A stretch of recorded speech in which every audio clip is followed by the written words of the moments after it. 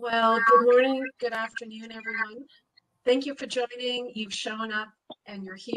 It's Friday, and I hope for those of you in BC as well as the East Coast with all the weather, everyone is as safe as possible. I send out heartful hopefulness that everything will be okay. So my name is Dr. Kathy Kyle. I am a veterinarian with Merck Animal Health and spearheaded the CVMA Merck Time to Talk campaign to talk about mental health and vet med back in 2019. We have quarterly webinars. This is our final webinar of 2021, and I'm so excited to hear Dr. Colleen Best speak. She is a great conversationalist. She brings such wisdom from her readings and her experience and her teachings to the conversation, and I just have to do a couple of logistics before I introduce Dr. Colleen Best. And I guess it would help if I started my video. So I will let everyone know that WebEx mutes people automatically upon entry. However, if that's not the case on your device, please take a moment to mute yourself to reduce background noise. And on a regular basis, I'll be going through the participants and muting people if I do hear background noise. Thank you. And I just hear some background noise right now. One moment, and I will just see if I can mute those people. And the other thing I just want to mention is that when we talk about mental health, sometimes it can be a bit unsettling, and thoughts and feelings can bubble up to the surface. And we want to make sure that you're okay and you're safe today. So do know that you can speak with others about how you're feeling, and do reach out. Think about who you're going to speak with and when you will speak with them. Some options would be to make use of the Employee Assistance Plan that your VMA offers. A list is available on the CVMA website of all of the EAPs and the phone numbers and websites. However, I recognize that we don't all have access to EAPs either through the VMA or our work environments. So Wellness Together through the Government of Canada offers free counseling and mental health resources to all Canadians. And then there's also the Canadian Suicide Crisis Line that can be called, as well as you find your own community crisis center on the website. And I'm very grateful that Dr. Karen Karsten is available on the webinar today. Dr. Karsten is a veterinarian and almost finishing her master's in counseling psychology, so that I know that the Canadian veterinary mental health and well-being will just be flourishing and blossoming when Karen has done her master's in counseling and able to help all of us. And she's here on the webinar today. So if you're wanting to speak to someone in a safe manner, please private message Karen Karsten, and then the two of you can set up a time to talk. So without further ado, I will stop sharing and I'll let Dr. Best start sharing her presentation as I introduce her. So Dr. Best is passionate advocate for wellness and resilience in the veterinary profession. She graduated from the Ontario Veterinary College in 2009 and went into equine ambulatory medicine following an internship. I'm just going to take a moment and see if I can mute. I'm going to mute everyone because then Dr. Best won't be able to. So I'm just going to unmute everyone, just a second. So just a reminder that if you are joining and your computer doesn't automatically get muted by WebEx, just mute to reduce background noise. Thank you. So Dr. Best graduated from the Ontario Veterinary College in 2009 and went into equine ambulatory medicine following an internship. Dr. Best then returned to OVC to complete her PhD in interpersonal relationships, veterinary client and referring veterinary specialist in equine practice using both qualitative and quantitative methodologies. Most recently, she has taught and researched non-technical competencies, including veterinary client communication and wellness and resilience at the Ontario Veterinary College. During this time, she led the development of the final year rotation resiliency for veterinary careers and has facilitated for the past 3 years. The rotation covers a wide range of topics, including values, boundaries, self-compassion, strengths, nutrition, personal finance, energy management, self-care, and mind-body techniques. I think we all need to take that rotation, even those of us out in practice. Dr. Best has presented at a number of international conferences about her research, veterinary client and collegial communication, and veterinary wellness and resilience. She is a member of the board of the Ontario Veterinary Medical Association, a certified compassion fatigue professional, and trained in mental health first aid and suicide intervention.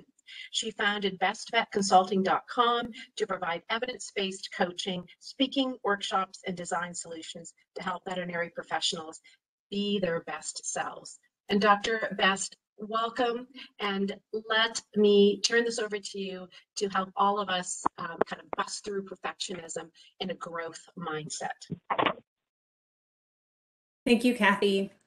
I will admit that listening to your bio at the start of a perfectionism webinar is a curious experience, in the sense of you remember all of those things and start to go, oh yes, and that wasn't, maybe that sounds better than it was, and maybe I'm not really all that great. And it's a curious experience standing up here talking to all of you about perfectionism today, knowing that it's something that I may know what strategies I want to choose to deal with it, but knowing that it's still not something that comes easily to me.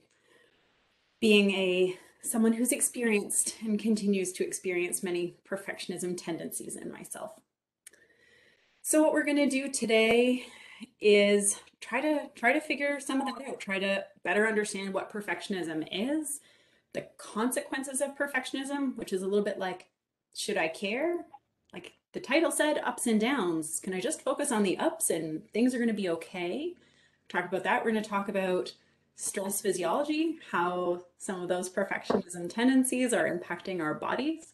And then we're going to get into strategies for sort of how to manage those tendencies or beliefs that we might have.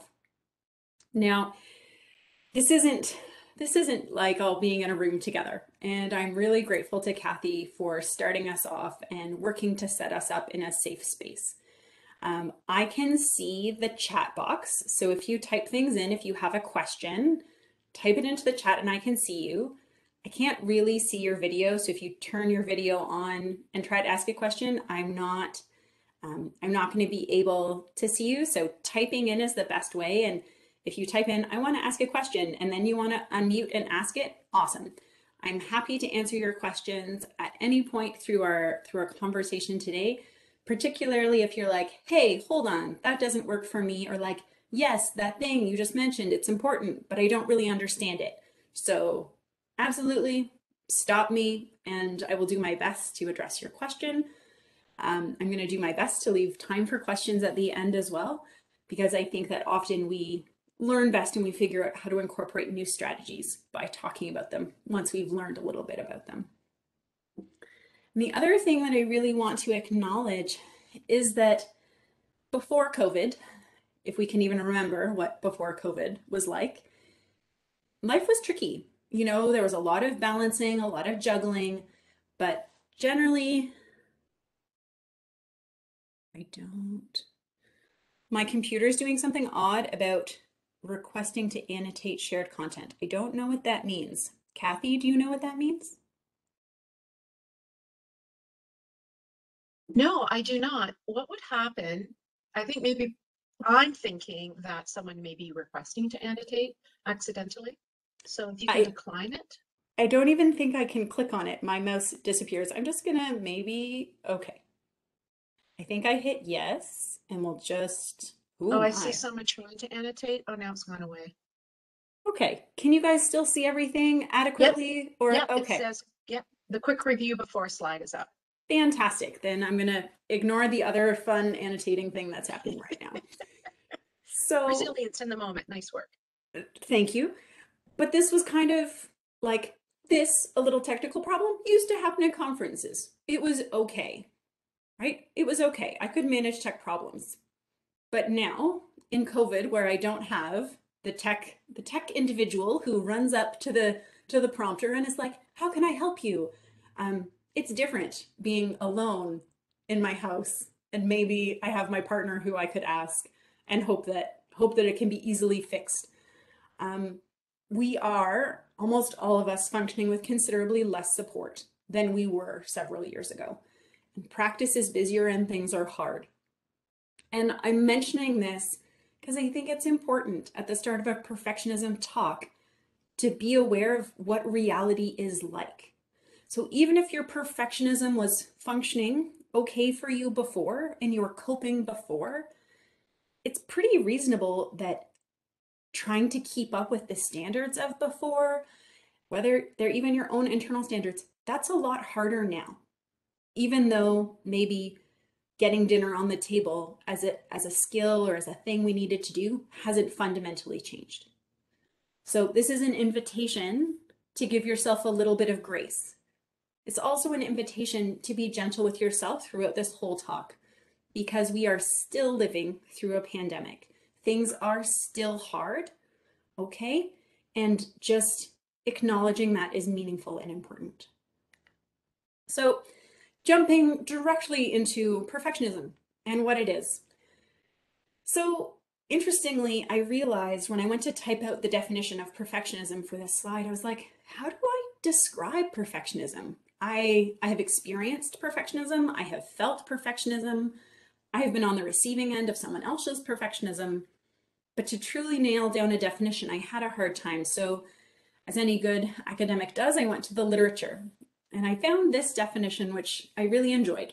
It's from 1990, a good year, but it said perfectionism is a combination of excessively high personal standards or expectations and overly critical self-evaluations.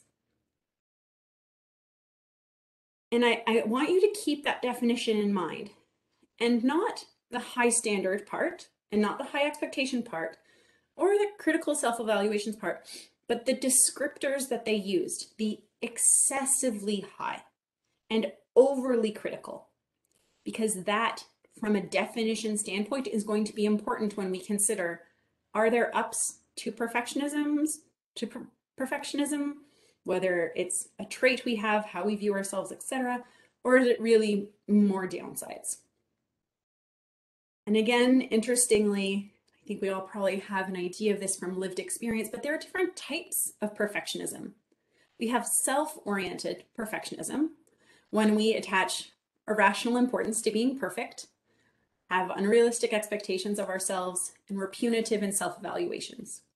So that's how I relate to me, sort of all internally. And then there's socially prescribed perfectionism. Okay, and that sort of comes around when I might believe that my social context is really demanding. So the fabric of society that I live in, my workplace, my colleagues, my friends, my family, they expect a lot of me. They're going to judge me harshly, and that I have to display perfection in order to secure approval.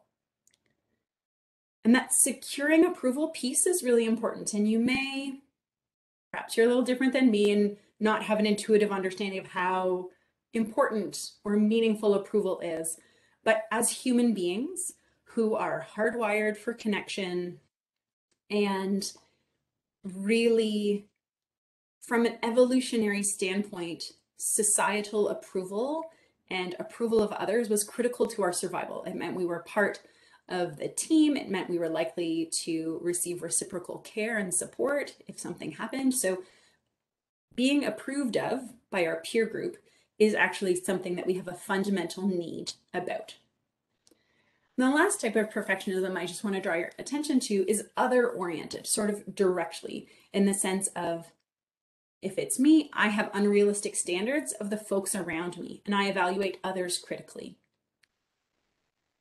And I can really remember sitting in therapy a number of years ago now, talking about my partner who's grown into my spouse. And my therapist was trying to help me understand that, frankly, my perfectionism that was self-oriented flowed over into how I engaged with him, because I had really high standards of myself. And even though I didn't really feel like I treated him the same way I treated myself, I was. And so it's important to appreciate that perfectionism does impact more than just us as individuals. And so I really like the definitions are helpful, but they're not. So I'm interested in hearing from you. So get your typing fingers out. What does perfectionism look like in your day-to-day life? When do you notice it? What feelings do you have? Like when did it show up for you? Okay, and what are its consequences? So use your typing fingers and tell me a little bit about what perfectionism for you looks like. Never making a mistake and being really devastated when I do. Yep, thank you for sharing. Right? So it's human to make a mistake, right? And so sometimes even when we're sort of in that perfectionism tunnel, we might even push away anything that might tell us we made a mistake. We might ignore feedback or not seek it out because we're so afraid to find out we made a mistake. And then when we do find out we made a mistake, which we all do make mistakes, it is devastating and very hard to recover from. And I love that you're all typing, and I'm going to scroll back up for a sec. So immense frustration when there are insufficient resources to do a job. That's so on point. And I'm scrolling back up in that, that can be an other oriented frustration. Like, I need to do it to this standard, but I don't have that capacity.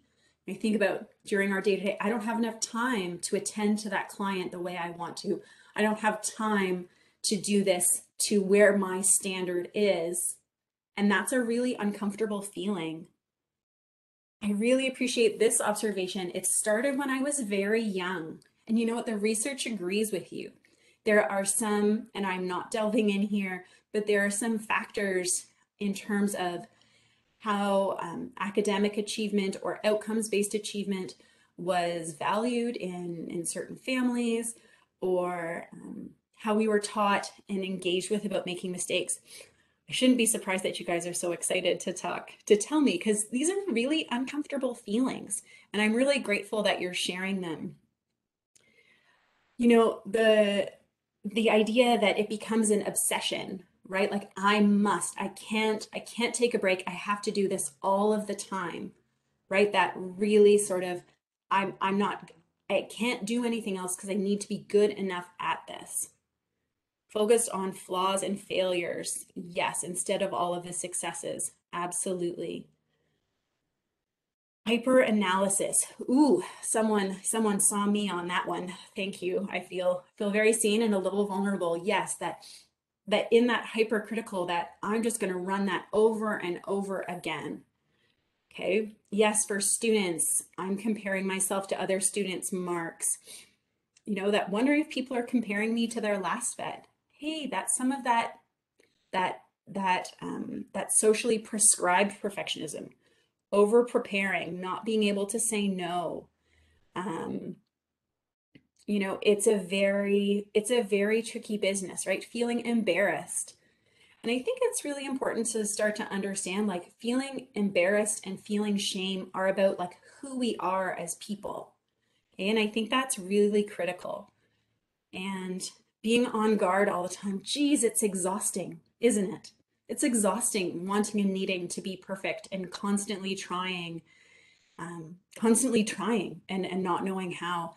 And I'm gonna read like two more, and then I'm gonna keep talking so we don't run out of time. But difficulty adapting to change, right? Because we could succeed in that past setting and we're not too sure about that new setting. Okay. Oh, oh, Michelle, my kids are 3 and 5, so I can really relate to um, how to engage with them in a healthy way.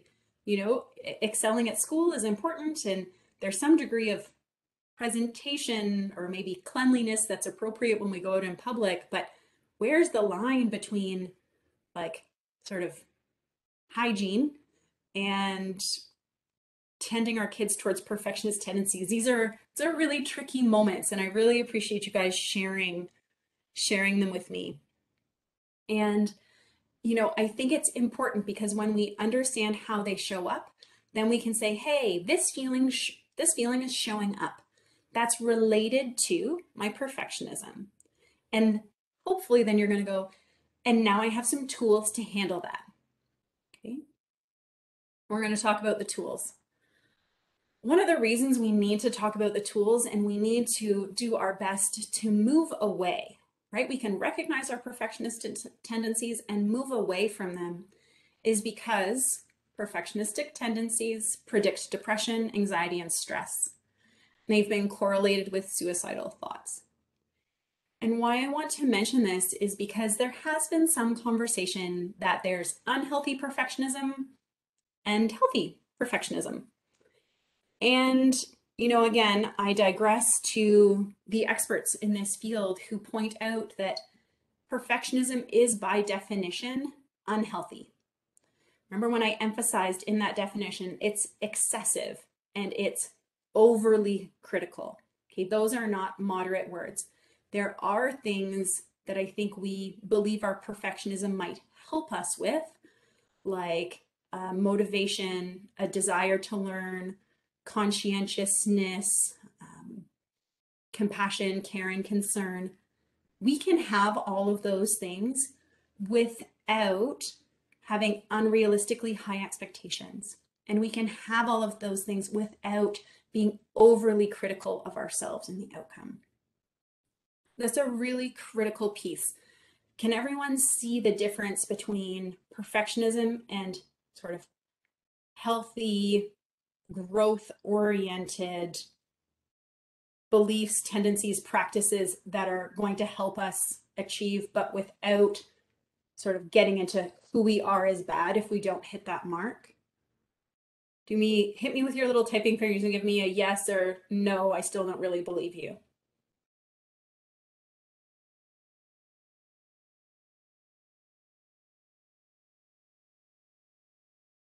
How to know the line is really awesome. Yes, in theory. Okay.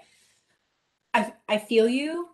I feel you. And we're going to get into a little bit like, when do I teeter from conscientiousness into like, and let me tell you, usually when you wake up in the middle of the night worrying about a patient and you go to read up online, we've teetered into perfectionism, right? There we have, I'm going to read up on a case versus I'm obsessing about it. And there are some other considerations that of course play into this.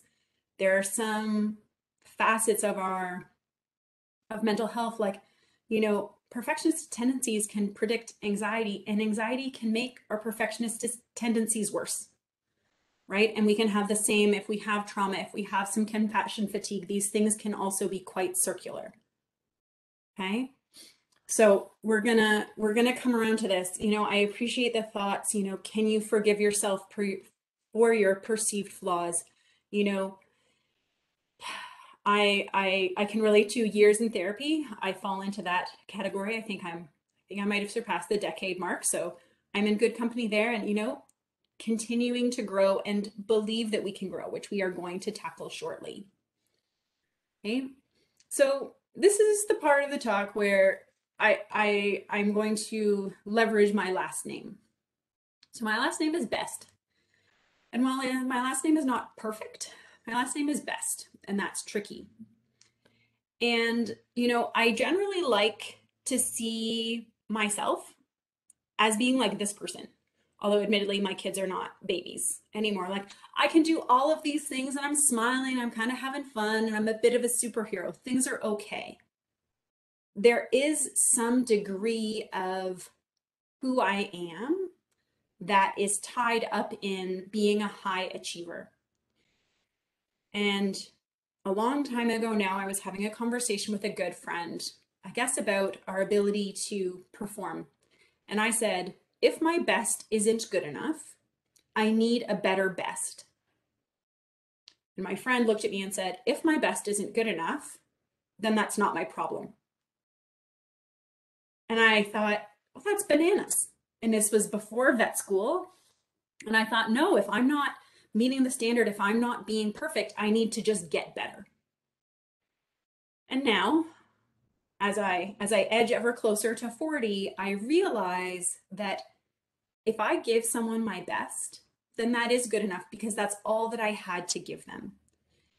And sometimes we have those moments around perfectionism, right? That if my best isn't perfect, my best is not good enough. And by default, I am not good enough. Okay. Julia, that's a tremendous question that I'm going to couch and deal with later. And if I don't, you circle back with me about it. But it is critical to say, on most days, what did I have to give you today? And did I give you that? Yes. And if I didn't, that's okay. And I want to distinguish my personal best ever from my best effort today. Those two are also not the same thing, and that's okay. And there are many, many different factors that go into that. And so what has been really critical for me to understand is that even when I don't look like this, when frankly I look more like this, that I am still a worthy human being. And that's a critical piece, and it's really hard. And it's still something I actively engage with almost every day. And one way to think about this from both a self-oriented perspective and an other-oriented perspective is to just appreciate boundaries. Okay? So in any given situation, we have thoughts and feelings that determine our intentions, that determine our actions and behaviors. They have an impact on someone else, and then that someone else tells a story about us. When that person gives us feedback in any way, shape, or form, we tend to perceive that feedback as being about our unique selves. Okay? And that's not actually reality. We get feedback about our actions and behaviors, which are a few steps away from who we are as unique and wonderful human beings. And these circles here are about awareness. And the other person in the equation is actually only aware of some of our actions and behaviors. And we are actually only aware of a certain part of our actions and behaviors. So when we get feedback based on the story that someone else has told about us, it's really helpful to remember that it was about our actions and behaviors, not about our unique selves, the stuff that makes us us, our personal worth and value. And where this is going to tie in like deeply to perfectionism is that we also have this moment about ourselves. I think something, I want to do something, I have actions and behaviors, and then there's an outcome. Okay, the outcome is not necessarily an impact on someone else. It's just like, how did my spay go? Did things go okay? And based on the outcome, there's a story I tell myself about me. And what's really important is that we often perceive that feedback to be about our true selves, our capacity, our competence now and forever. And what is actually true is that, hey, we did something. There was an outcome. And the story I tell myself is really about my actions and behaviors, about my outcome, and about the story I tell myself, because we need to embrace the fact that there are outside influences and factors that change the things in our world, things that were out of our control. The key piece is our true self, our self-worth, our self-value, our capacity is never in question. And I want you to sort of consider what it would be like if our performance did not reflect on our worth as a human being. Because in some ways, that's what perfectionism is saying. Perfectionism is saying, if I'm not perfect, I'm not a worthy human being. It's that embarrassed shame, I am bad. And those feelings kick up a really specific physiological threat response, which is why we're going to transition into talking about stress. So before I jump in, and I know a bunch of you have been chatting in the chat, so what questions do you have about sort of the definition of perfectionism and its different types, and sort of how that relates to how we consider ourselves as human beings?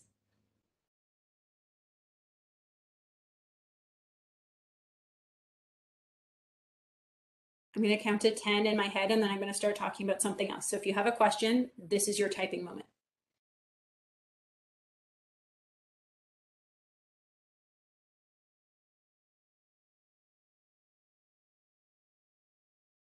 Okay, I'm gonna hope that you guys are all square with me so far. And so we can experience threat, particularly related to perfectionism, when we're overfaced with a task, when our self-image is called into question, when we're not performing the way we want to, or when we make a mistake. And when that happens, our body responds in a very predictable way, just like, frankly, animals' bodies do when they're stressed. This is a key piece of understanding to go through because we need to manage our nervous system. May sound really silly, but when our body is threatened, evolution kicks in and we go into fight, flight, or freeze. And in order for us to use any of the tools anyone has ever taught us about managing feeling perfectionism, managing a tough case, managing anything, then we need to get our brain back engaged, which is not what is engaged when we're stressed. So when we're stressed, our sympathetic nervous system takes over. Okay, so our heart rate and our respirate, muscle tension, energy, we feel anxious because we're ready to run away from a lion. Cool. Unfortunately, all of our higher functioning, our neurological functioning, our executive functioning, our fine motor control, our emotional regulation, our language, and our speech, those go to crud. Okay, and those are generally the tools that we need to manage most of what type of threats we face today in society. So I want you to think about this analogy from Dan Siegel, who's quite a well-known psychiatrist. So he talks about flipping your lid. And one of the reasons I love this analogy is think about holding on when you're rock climbing. I'm holding on, I'm doing okay. And then suddenly I fall off the wall. And in my house, that probably looks like I just got home from work. I had a tough day. I'm making dinner. One of my kids has started saying mommy repeatedly. And then someone knocks on the door and the dog starts barking. I probably flipped my lid when the dog started barking. I was holding on. Things were really stressful. And then I kind of flipped out. And once I flip my lid, I lose a bunch of abilities. Stress and stress hormones have taken my body over. I lose my emotional balance. I lose my ability to attune with the folks around me. I lose my ability to pause before reacting. So I probably just yelled at someone. I lose my ability to remember that in probably about an hour and a half, none of this is going to feel so desperate or so bad. And certainly in 5 years, I'm going to look back fondly on this time in my life with 2 young kids. I lose my ability to be empathetic with other people. Okay, and so it is really important to realize that when we flip our lid, our next priority becomes how do I get control back? Okay, and we need to get control back. And I love that there's some chatting about it. Thank you, Lori Kilpatrick. We need to use, generally speaking, a mind-body technique. Betsy Charles calls it tactical breathing, which is lovely. But what it is doing is saying, I can be intentional about using my body to flip my nervous system back around. Okay, and as a veterinarian, I love this because when I'm using mind body techniques, generally speaking, I'm increasing my vagal tone, which my other cranial nerves, I don't care a ton about. I care deeply about the vagus. Okay, because if I can increase my vagal tone, I increase parasympathetic nervous system stimulation, and my sympathetic nervous system is going to chill out because we know we can't have parasympathetic and sympathetic nervous system stimulation at the same time. So we're going to do a little practice on our breathing. And I know not everyone likes breathing, so the next slide has some non-breathing strategies. But I want to just touch base and do a practice because this is something that we need to practice. When we are very stressed, if you've never practiced it before, we are going to need to practice it. You can't expect to, like, you and me are here, you take 2 calm breaths and boom. No, that is not, in no way, shape, or form will it work that way. It will work if we practice our breathing in relatively calm situations and we grow our capacity to help, again, increase our vagal tone, and come back to proper brain function when we get our parasympathetic turn back on. So take one hand, pop it on your belly. Okay, I'm going to point at my shoulders, and we're all going to know how relaxed I feel in the middle of this talk by how well my shoulders stay quiet.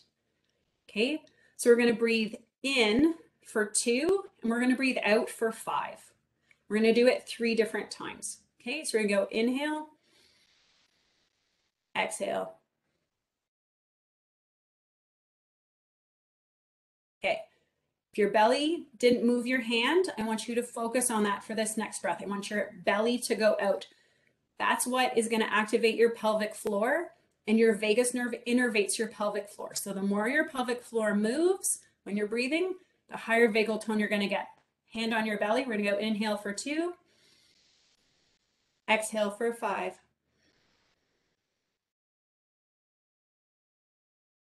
Awesome. Do it one more time.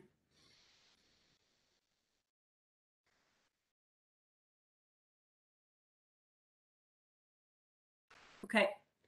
So I inevitably have limited success doing that because for me, giving a presentation inherently involves, and I wiggled my screen, I'm sorry, inherently involves a little bit of stress.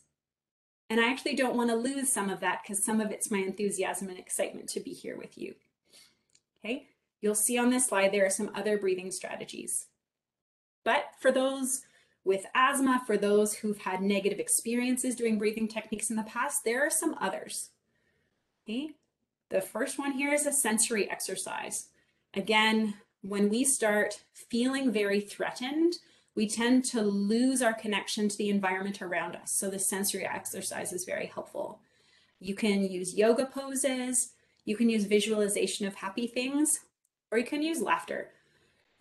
So the next time someone gives you a hard time for, sort of surfing around on YouTube and finding funny cat videos, you can inform them that you're managing your stress and someone told you to do it. Okay?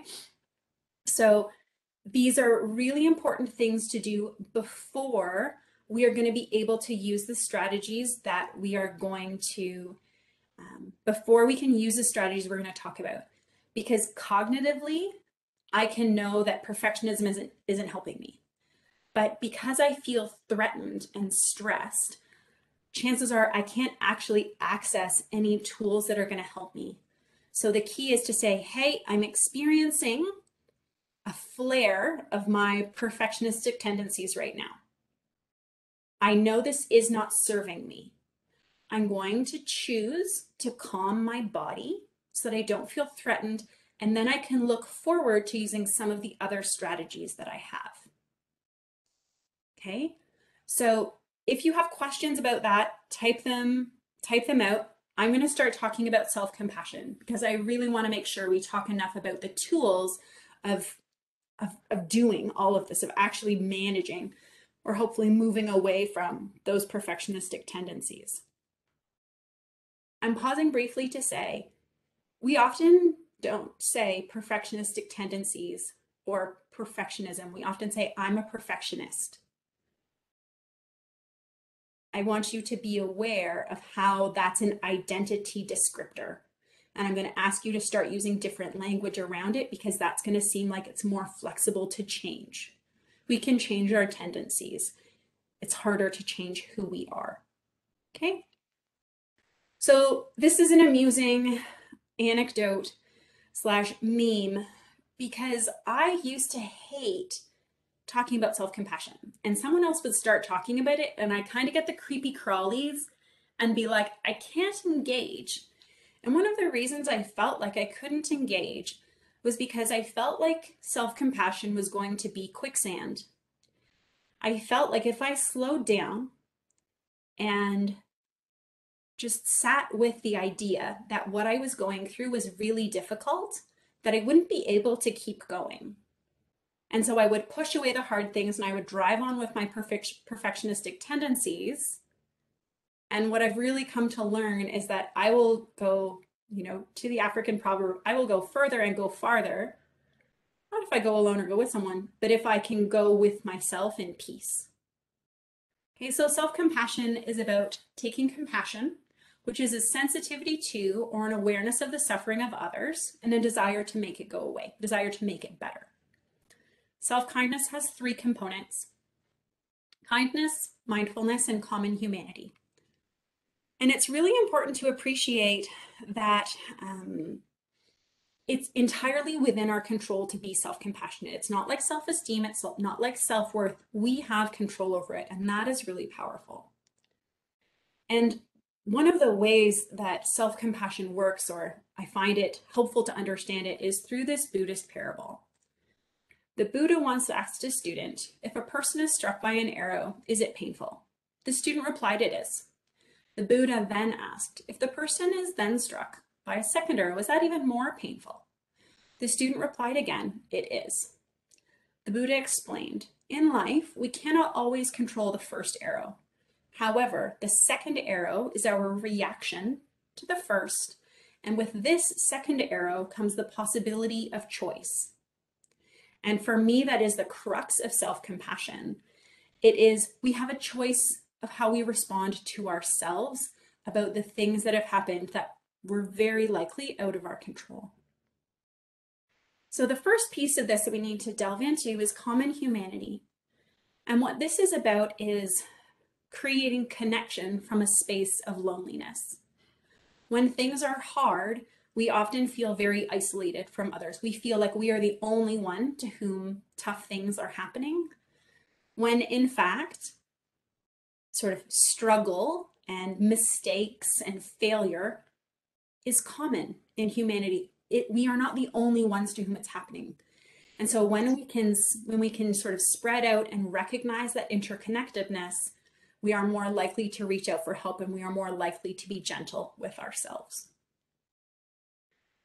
The next piece is mindfulness. And mindfulness, or sort of mindful anything, is a word that gets thrown around a lot right now, sort of in popular media. And it's important to appreciate sort of what mindfulness is. Mindfulness is a non-judgmental awareness. So when people pointed out sort of that self-criticalness, if we just take an awareness of what's happening, leave the criticism and judgment aside and just say, this is what happened, that can be really difficult. So it is about noticing. And it can be hard to notice the tough things that go on around us, because that means that tough things are happening. It's that me and I was afraid of quicksand, right? If I just pretended the tough things weren't happening, then I could keep going. But if I tried to sort of sit with the tough stuff, I might get stuck there. I might get stuck in my grief. I might get stuck in my sadness. But if we don't notice the tough things that are happening around us, we're not actually able to deal with them productively. And they will often come back later or pound the walls until they're attended to. They often don't go away just because we try to force them out. And the last piece is kindness. So this is about treating yourself as you would a good friend. There's a parenting idea that the voice you use to talk to your children is the voice they will use to talk to themselves. And I was horrified when I read that, because I realized that the voice I use to talk to myself is a voice I would never ever want my children using to talk to themselves. And so it really changed, how I chose to engage with my children, but also it really gave me pause to think, why am I so mean to myself? And is that serving me? And I think often we think that it is, and we think that it's motivating. We think it's helping us grow further. But one of the real challenges with being harsh and overly critical is that it can serve to threaten our sense of self. And when we threaten our sense of self and our higher brain functionings leave us, it makes it really hard to grow, learn, to even feel safe. So some of that overly critical sort of behavior that comes with perfectionism and a number of other things actually makes it harder for us to grow. And I would ask you whether you have grown because of those voices or in spite of those voices. We're going to talk a little more about kindness in a moment, but I want to sort of give you a brief example of self-compassion in action. So Halloween wasn't too long ago, and I found myself eating more Halloween candy than ideal before Halloween. And without really knowing it, I used a self-compassion framework as I'm like 3/4 of the way through the box. I said, this happens to a lot of people. Common humanity. You're not the only one, Colleen, who overindulged in Halloween candy before you even gave it out. Mindfulness. You've eaten a lot of Halloween candy. Okay. And self-kindness. You know what? It's okay. Stop now. Maybe we'll move the box to a different location. You can maybe go for another walk tomorrow, but I'm not going to beat myself up. I'm not going to mandate that I go work out, 3 hours a day for the next 5 days to make up for what happened. Okay. There is a way, and you know what? Because I'm a stress eater. So if I got really angry at myself and said, now you have to do this and find time for all these workouts, I probably would have felt more stressed and more bad about myself. And then to say no to more candy in the face of that additional upset and trauma that I was putting on myself would have been really, really hard. As opposed to, not your best move. Let's move it away, go for a walk, and on to the next. I was kind to myself, and that's really, really powerful. And this last part that I want you to consider, and this ties into the idea of how has my perfectionism helped me? And perhaps I'll digress and say, how has my conscientiousness, my desire to learn, my passion for helping animals, how has that served me? Okay? Our inner critic can be helpful. Okay, they can be. Not so far as perfectionism per se, but our inner critic can be helpful in making sure we've done our due diligence, double-checked that drug math, okay? Make sure our medical records were complete. Those can be helpful moments. So we can also be kind to those critical voices. Because again, beating ourselves up is not going to help. And just to be clear, I think you guys are probably square with me on this, but self-compassion is not letting yourself off the hook. It's not self-pity, it's not weak, and it's not selfish. It does help you engage in healthier behaviors and helps you cope better with tough situations. Again, because it supports the processes and the mindset that we need to deal with things constructively.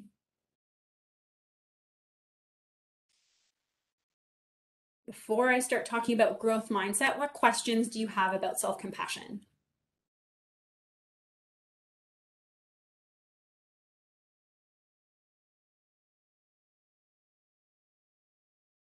So I'll be brave and come off mute, not to ask a question, Colleen, but just to double check, because there's been so much awesome chatting in the chat. I just want to make sure that there's a theme, like how to let go of inner judgment.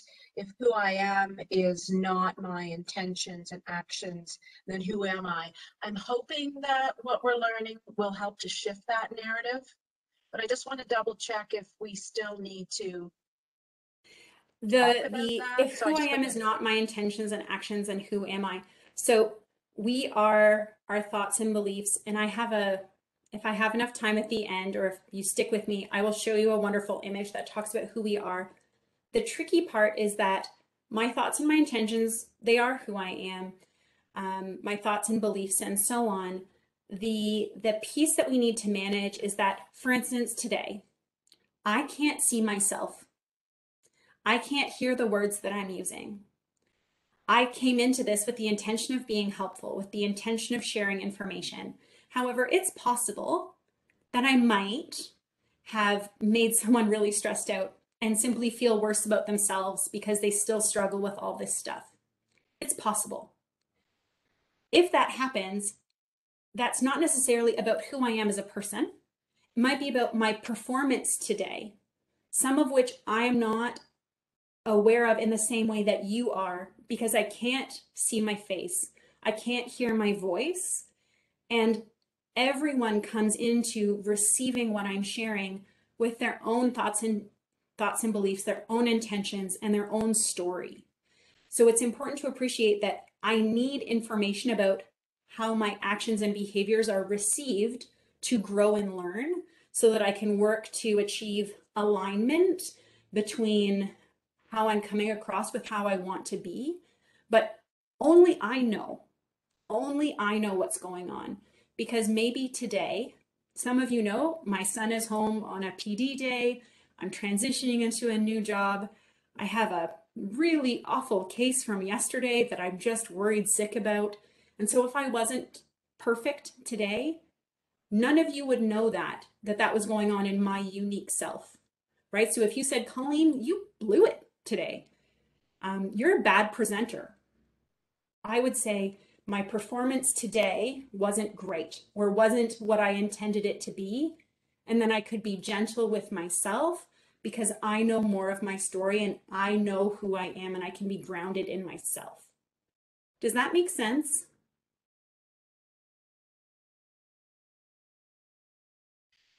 It does to me, but I'll let people also in the chat confirm. And going back to your call out for self-compassion questions, someone did type that if you tell yourself it's okay to have eaten 3/4 of the box of candy, then what will stop you the next time since you're convincing yourself it is okay? It's not that it's okay, and it's not that I wanted to do it. It wasn't okay, but I'm not a horrible person for having done it. So next time, so if I can be compassionate and say, and now what do I need to do? So some of self-kindness is help like creating systems or awareness, because being kind to myself isn't always there, sweetheart. It's not always a hug. It might be, okay, like we need a budget and we need this and this is what we need. And it might be hard things. You know, think of conversations you have with your best friends, or maybe even an adult child if you have one. How would you encourage them to be their best selves? And maybe it's, we're not buying the candy next time. Maybe it is, I don't believe I'm engaging in healthy habits. How can I shift towards more healthy habits? Okay. So it's not that it's okay, but it distances I'm not a terrible person because it happened. So some of that kindness does need to be like, get it in gear, figure it out. But frankly, that wasn't even nice. Did you see? I defaulted to not nice. Get in gear, figure it out. That was not gentle language. It might be, hey, that wasn't what you wanted. That wasn't your intention. How can we make sure we get it right next time? Or more right next time? Does that make sense? I need to scroll up to check your name. Okay, I'm going to assume the person that said, right, I understand. Yeah. Okay. We really need to talk about growth mindset before we get done. So I want to talk about all your questions, but growth mindset's a really critical piece. So type if you want. I'm going to not read it for a minute and talk about growth mindset, and then I'm going to scroll back up. Okay. So we need to talk about growth mindset because it's foundational to how we view our ability to grow and change. Okay, this is a critical piece. There's research done by a wonderful psychologist named Carol Dweck. Check out her TED Talk and frankly her book, which is right behind me. And her sort of thesis, her principles say we either view ourselves or sort of who we are, our personal characteristics, through a fixed or a growth mindset. Fixed says you are who you are and you can't change it very much. And growth says that with energy, dedication, and hard work, you can grow from there. And she did some research about this and found out that if you believe you can grow and change, you can grow and change. And if you believe you can't grow and change, chances are you're not going to grow and change. And noticing whether you have a fixed mindset or a growth mindset is critical to how we engage with the world.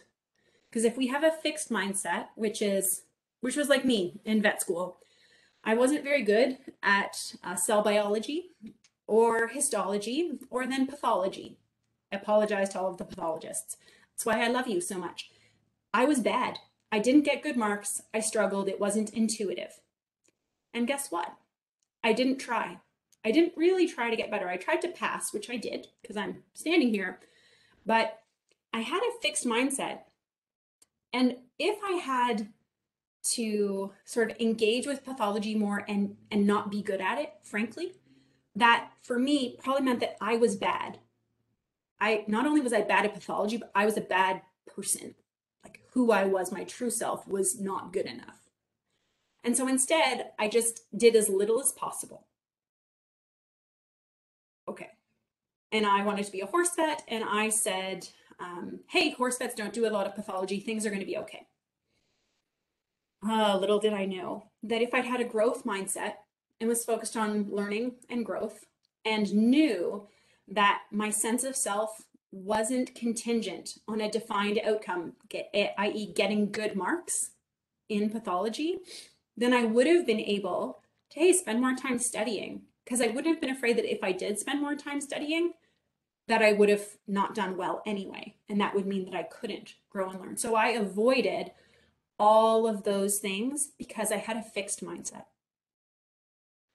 And we're gonna talk through this piece. So if we have a growth mindset and we do something and it goes well, we attribute that, generally speaking, to our effort. Okay, I worked hard and I was able to do it. And who we are is safe. I am safe. If we have a fixed mindset, we don't want to face those challenges again, because anytime we have to do something, our sense of self is on the line. Because if I don't do it as well as I did it before, then I'm not good. Okay, so I hope I don't have to do that again, and I am safe for now. My safety, my sense of self is contingent on the outcome of my effort. And that means that, again, growth mindset, if something doesn't go well, I can try again and do better. I am still safe. It doesn't mean I don't care. I can still care deeply. I can still be disappointed that it didn't go well. But who I am, I don't suddenly become a bad person because something didn't go well. Okay, when it goes poorly, we go to I am a failure, I am bad, and I am worthless. So not my effort was bad, or I failed at this procedure. Who I am is a failure. And those are the critical pieces. This is how it relates back to feeling threatened. Because again, me having a secure sense of self, me knowing who I am, is part of safety. And anytime an event, an outcome, feedback from someone else shakes that or questions it, it's like an earthquake. And my body goes like, oh my gosh, I'm not safe. And that's a really precarious place to be. So we can use growth mindset to keep ourselves safe. And as it relates to perfectionism, hey, if I can always grow and learn, if I put in the time, if I put in the effort, if I make a choice to grow and learn, if I can always grow and learn, then I'm safe.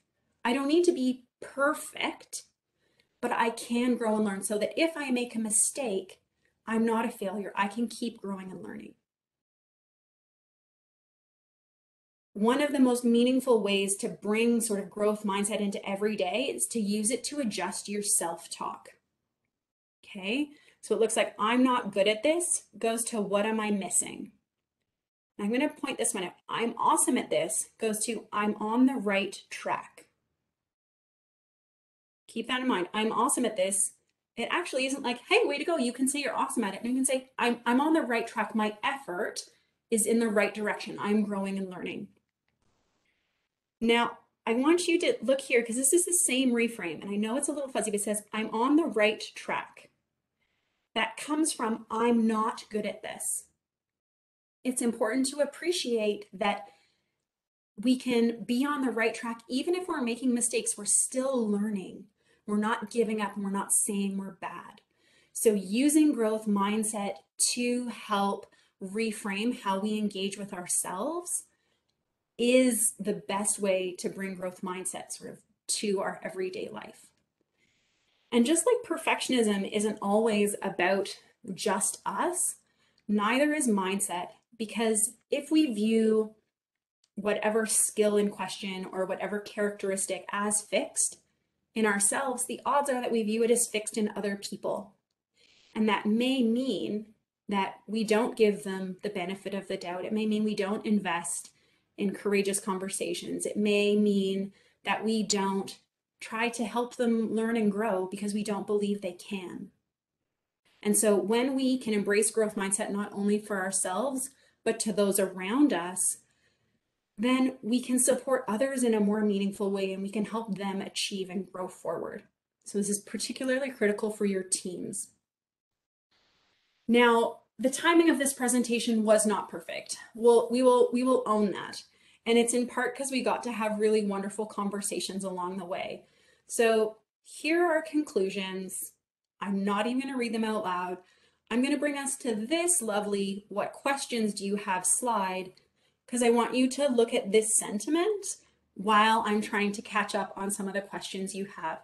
So because I'm not going to be a wonderful scroller right now, if you have a question that you typed earlier that I didn't answer, please type it out again now, and I'm going to do my best to answer it, as well as anyone else who has questions that they just hadn't got to yet.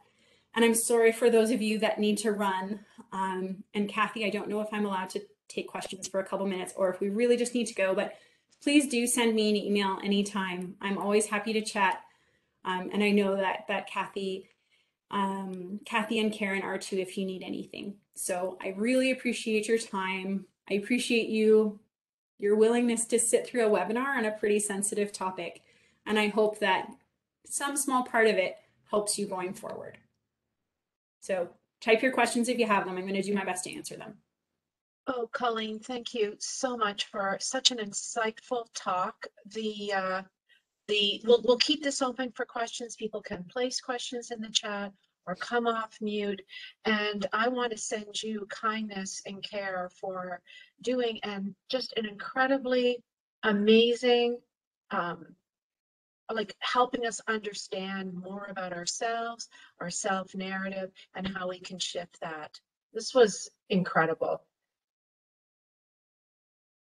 And I'm going to highlight that Karen put her email in the chat if you guys want it. So she's our mental health expert. So take note of her email if you need it, please.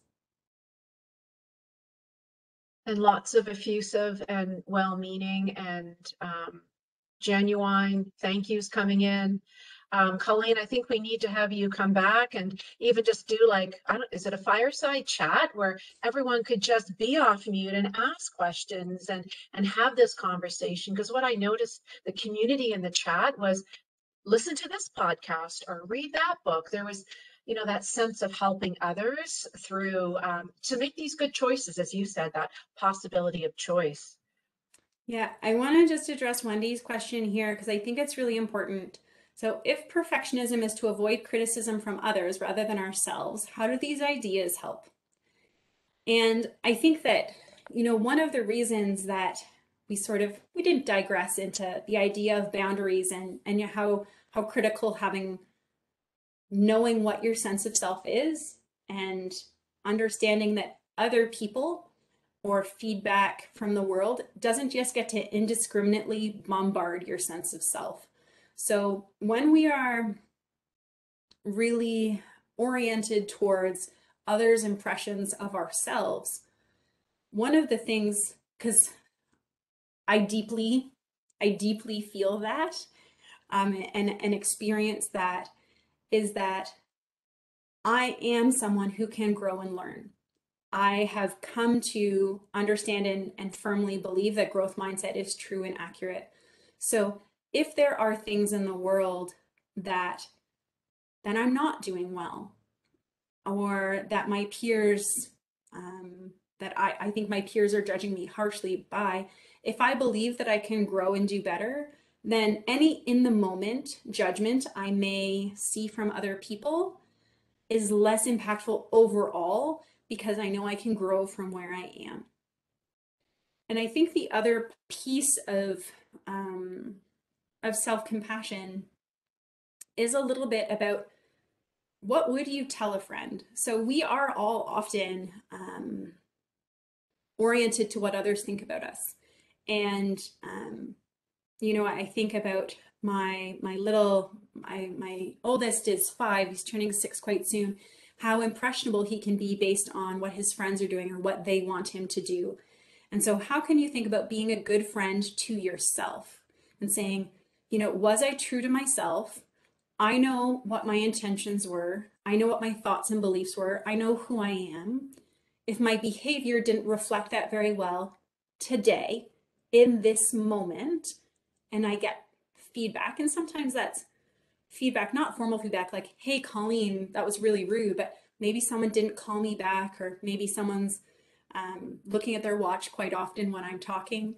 And I can say, okay, how can I grow my self-awareness? And then I can ask myself, am I okay with that? Or what was that other person experiencing? So some of that sort of definitely teeters into emotional intelligence and other facets. But for me, when I can be gentle with myself, and sometimes it's even just gentle with myself that I'm feeling really worried about what other people are thinking about me. And I'm feeling really insecure because that's hard for me.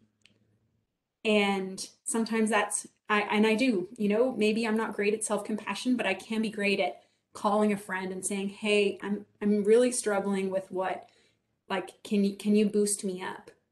Okay. So I do think that the ability to grow, the idea of self-compassion, and the idea of I know who I am. And all of these people who I'm worried about judging me do not know my true self. They're judging what they see based on lots of complexities and their own stories, but I know the true me. And that's more of a boundaries talk. And I'm sorry, we did like a snippet of the boundaries talk, but I come back to some of that. And I would fire Karen off an email because I'm sure she has deeper thoughts than me on that, but I hope that was helpful. That was a Wendy's question, and then I don't know because I was talking. I don't know if there's any other questions, Okay. just some back and forth. Just, again, like sharing ideas, different ways of doing things. Yeah, maybe Boundaries 2.0, Dr. Best, 2022. And I would say, like, I'm not sure how we got to when you run overworked and exhausted because you're worrying about everything. Our bodies perceive exhaustion as a threat. Our bodies perceive hunger as a threat. And again, we think about threat, we start to lose our higher brain functioning. So, of course, we can't be our best selves. Of course, we can't manage the insecurity and the anxiety we're feeling about what other people are thinking about us. Of course we can't in that situation. So that's a good start to taking some breaths. I'm going to get back into my brain so I can access the tools that I have, whether it's growth mindset, whether it's self-compassion, whether it's phoning a friend. There's a plethora, whether it, but I need to get back into my functioning adult brain when I spiral down. I'm down with a trip to Cuba, just so you know. Me too. Happy to Me come. too. Really happy to come. I'm going to take that back to the CVMA Wellness Advisory Group and we'll see how we get this done. Everyone, continue getting your vaccinations, get your QR codes so we're good to go. Really exciting times. My 5-year-old got his vaccine last night. Yay! I know. Um, Oh, thank you, Dominic. Thank you. You know where you can reach me. And just so many like authentic, genuine thanks, Colleen, from people on the call. We still have 93 people on the call. Okay, So, I'm yeah. I'm gonna Julia asked a question about how do I get rid of my need to control everything and everyone around me. Um, yes.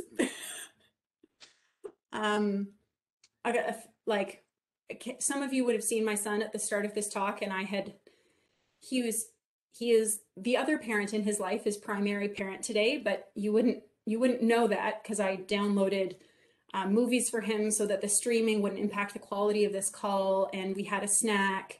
And so, yes, it is very hard to sometimes manage. I'm that person in my life who holds everything together. I'm the glue. And whether I'm the glue at work or I'm the glue at home, if I'm not the glue, what's going to happen?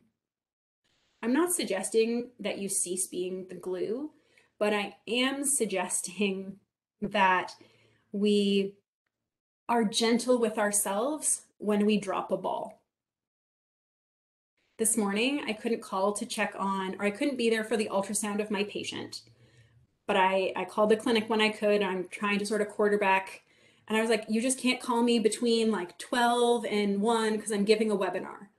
I can be gentle with the fact that I can't be in two places at once.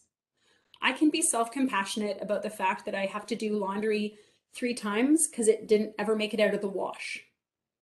So some of the control is I can delegate and I can support the growth of other people. I can encourage them, and I can discuss openly our expectations for the standard to which a task is done. This is particularly meaningful managing domestic labor. This is like, what are your thoughts on how frequently the garbages need to be emptied? Here are my thoughts. Your line is at when the diaper garbage smells up the entire second floor. My line is like considerably before that. How can we set an expectation that the adults in our house are comfortable meeting? And so it doesn't need to be perfect, my way, if you will. We can have discussed the expectation, and I can delegate that task. So I do think that some open communication with your teams, whether they're teams at home or teams at work, can support other people doing tasks.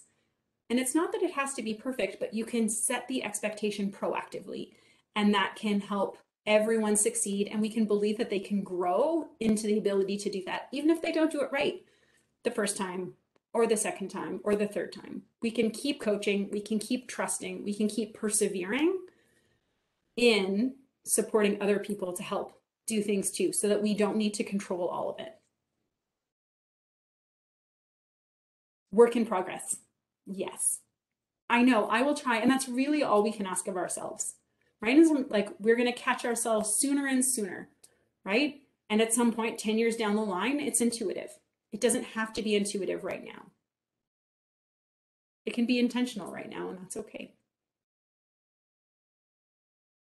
Okay, I'm confident that the world is waiting for most of you.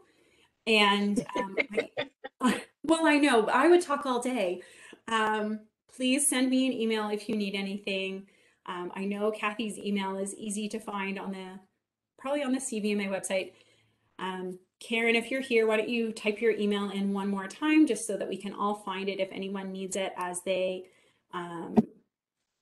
as we're all signing off. There's Kathy's email. But I really do appreciate your time and attention. And I know some of you said like, oh, I have colleagues that would benefit from this. It would be really amazing if you watch it as a team, or if each person watches it and then you try to support each other, right? You say like, I'm intentionally taking a couple breaths right now, want to join me? Or I just downloaded this meditation app, want to do a 60-second one as a team, right? I'm working on using my growth mindset language, and you can do that as teams, because then you have a wonderful supportive network as you're working on growing, and that can really help. So I will encourage you to consider how can I surround myself with people that are doing this work too, because it will make it easier. So thank you so much. I hope you guys all have a wonderful day. I really appreciate you spending this time here with me. Oh, and so grateful for your wisdom and your thoughts, Colleen. I know the day is calling for you too. I wish everyone wellness and hope and safety. So thank you for joining. This is recorded and will be posted on the CVMA website, likely on Monday. So thank you all. Take good care. Bye now.